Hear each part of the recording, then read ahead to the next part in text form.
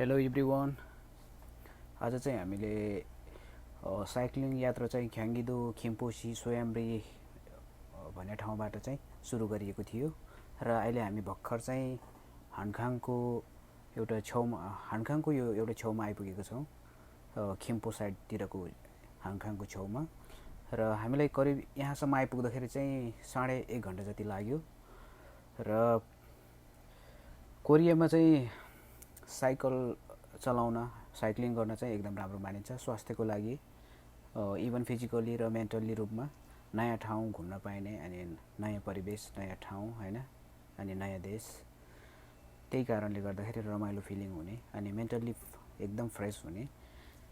त्यही भएको कारणले चाहिँ आज हामीले चाहिँ यो हानखाङसम्मको यात्रा चाहिँ तय गरेका थियौँ। अनि हाम्रो अबको लास्ट डेस्टिनेसन भनेको चाहिँ यहाँबाट चाहिँ उत्तर पूर्वीतिर चाहिँ एउटा पार्क छ र त्यो पार्कमा पुगिसकेपछि त्यो पार्क घुमेर चाहिँ हामी फेरि रिटर्न हुनेछौँ घरतिर। आजको यात्रा चाहिँ यति नै हुनेछ र म केही कुराहरू साथीहरूसँग सोध्न चाहन्छु।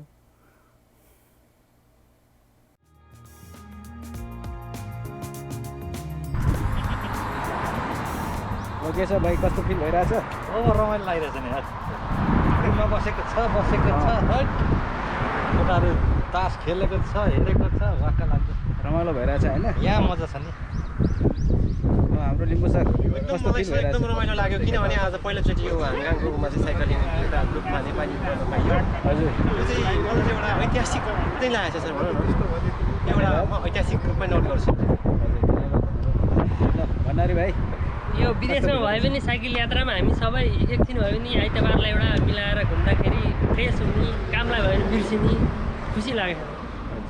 धन्यवाद भाइ। ल हाम्रो राज भाइ कस्तो फिल भइरहेछ? एकदम ठिक छ दाइ। यो अब हाम्रो लागि चाहिँ पहिलो दिन हो, ऐतिहासिक दिन जस्तै भएको छ। घुम्न पाइहाल्छ दाइभाइसित, रमाइलो छ नि। निरन्तरता दिनुपर्छ, गर्नुपर्छ।